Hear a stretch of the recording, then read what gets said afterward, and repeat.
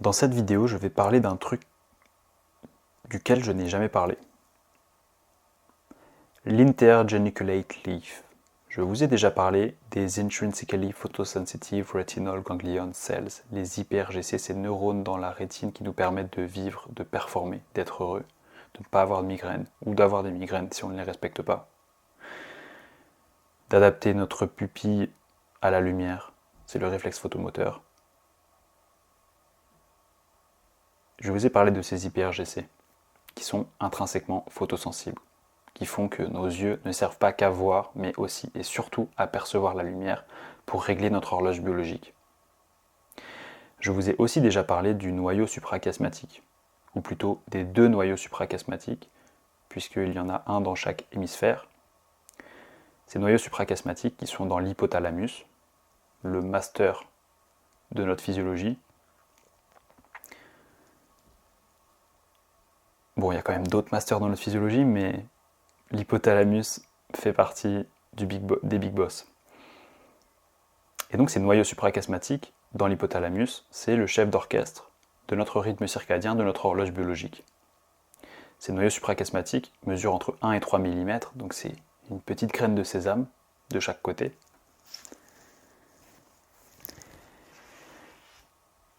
Et ces noyaux suprachiasmatiques disent aux oscillateurs esclaves dans chacune de nos cellules, notre foie pour métaboliser ce qu'on mange, ce qu'on boit, nos reins, notre pancréas pour la sécrétion d'insuline, de glucagon, voilà, vraiment toutes nos cellules, elles ont un peu comme un programme, comme un rythme circadien périphérique de ok, est-ce que c'est le moment que je sois active en tant que petite cellule que je suis, ou est-ce que c'est le moment que je sois en mode repos, en mode veille, tranquille, voire en mode sommeil pour le cerveau. Eh bien,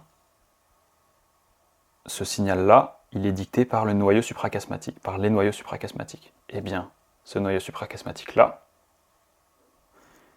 il reçoit des influx des IPRGC, des projections neuronales directement des IPRGC. Mais, cette vidéo, c'est sur la nouveauté, c'est sur l'IGL, Intergeniculate Leaf. Intergeniculate Leaf, ça veut dire feuille intergéniculée. Elle est dans le thalamus, et plus précisément dans le complexe intergéniculé. C'est des mots compliqués, mais déjà juste le thalamus, il faut le voir, si on vulgarise le truc, il faut le voir comme un relais, une zone relais dans notre cerveau qui sert à intégrer et à transmettre les informations, j'ai vraiment plus de batterie là, les informations sensorielles, motrices et cognitives. Si j'arrête cette vidéo d'un coup, c'est vraiment parce que mon téléphone s'est éteint. Donc ça c'est le thalamus.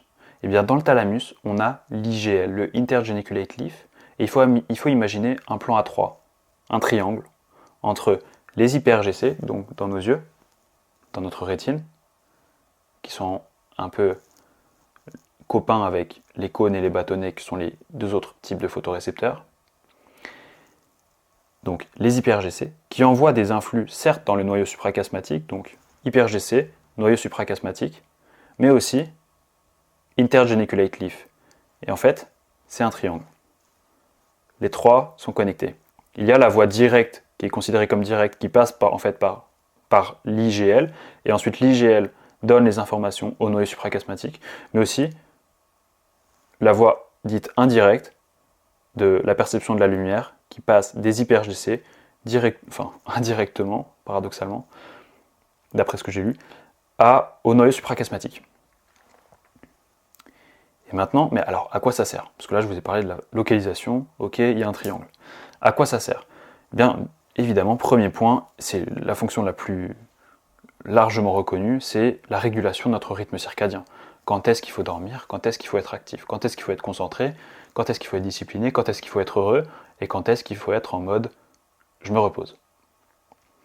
Mais aussi, des choses qui sont suggérées par les études sont la régulation de l'humeur, la régulation de la mémoire, la régulation des comportements tels que le comportement alimentaire, ou encore la vigilance, ou encore la régulation d'hormones. Donc bien sûr la mélatonine, mais aussi la noradrénaline et l'adrénaline seraient potentiellement régulées par l'IGL.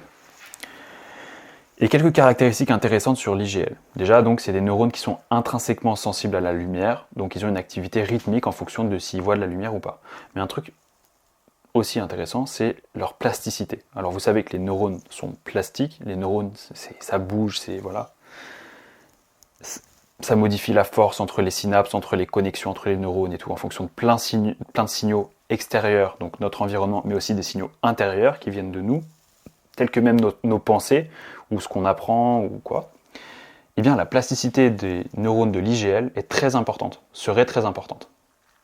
Ce qui fait que l'on s'adapte, les neurones de notre IGL, de notre intergeniculate leaf, s'adaptent aux changements externes et internes et s'adaptent beaucoup.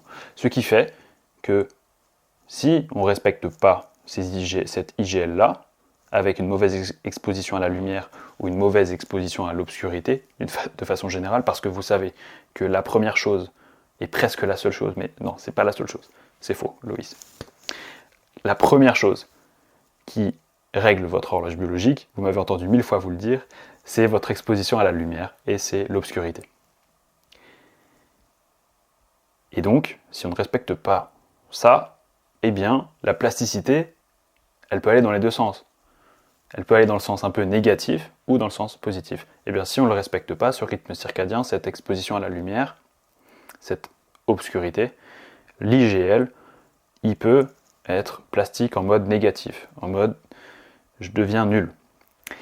Et bien sûr, les neurones ont des mitochondries, donc ils ont un métabolisme énergétique et les neurones de l'IGL n'y font pas exception, ils ont des mitochondries et certaines études suggèrent que les mitochondries règlent largement leur métabolisme énergétique. Et donc ces mitochondries, il faut aussi en prendre soin, et notamment avec une alimentation, donc les trois choses, alimentation de bonne qualité, oxygénation de bonne qualité et lumière naturelle de bonne qualité. Et pas trop de lumière artificielle, voire pas du tout. Ça, c'est les trois choses pour respecter ces mitochondries. J'ai eu un commentaire, là, récemment, comme quoi on ne crée pas de l'énergie lorsqu'on parle de jeûne, en fait. On transforme de l'énergie. Mais c'est jouer sur les mots, évidemment. Mais bon, on peut dire quand même que les mitochondries créent de l'énergie. Rien ne se perd, rien ne se crée, tout se transforme. Ok. La prochaine fois, quand j'ai un titre à faire d'une vidéo YouTube, je vous enverrai un email. Donc, un truc intéressant encore sur l'IGL, c'est la connexion de l'IGL. Donc là, je vous parle de perception de la lumière. C'est un truc très différent à la base de la vision de la beauté du monde, de la vision des formes, de la vision des couleurs. Eh bien, l'IGL serait lié au système visuel. L'IGL, qui sert à la régulation de notre horloge biologique, donc à travers la perception de la lumière, aurait aussi des connexions avec le noyau géniculé latéral et le cortex qui lui, en fait, le noyau géniculé latéral, qui aurait des connexions avec le cortex visuel, à l'arrière dans notre lobe occipital. Et ça, c'est la vision. Ça, c'est nerfs optiques, les voies visuelles classiques. Enfin, c'est les voies visuelles, quoi. Voies visuelles qui nous permettent déjà de super bien voir grâce à la macula. Macula, là où il y a dans la rétine plein de cônes. Les cônes qui nous permettent de voir précisément et de voir pendant la journée. Et donc, là, le point de ce que je veux dire là, c'est que tout est lié. Ok, je différencie, ok, les scientifiques différencient la perception de la lumière de la perception des couleurs et des formes, mais il y a des interactions. Et notamment, les interactions, elles se font même déjà dans la rétine, entre les hyper-GC pour la perception de la lumière, et les cônes et les bâtonnets pour les formes. Et puis, ça bouge entre les deux. Et donc, j'ai pu lire qu'une dysfonction ou une altération de l'IGL a été décrite dans des cas d'insomnie, donc ce n'est pas une grande surprise, dans des cas de somnolence excessive diurne, ce n'est pas une grande surprise, dans des cas de dépression, ce n'est pas une grande surprise quand on voit que le rythme circadien, le sommeil sont étroitement liés à l'humeur, et qu'une dysfonction de l'IGL pourrait être liée également aux maladies de la schizophrénie et de la maladie de Parkinson. Donc là, on parle vraiment des neurones dopaminergiques, notamment. Voilà donc sur l'IGL.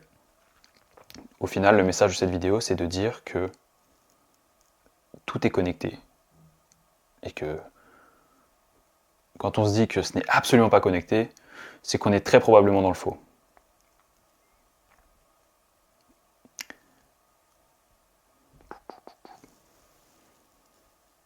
Ouais, fin de la vidéo. Bonne nuit à tous et à toutes.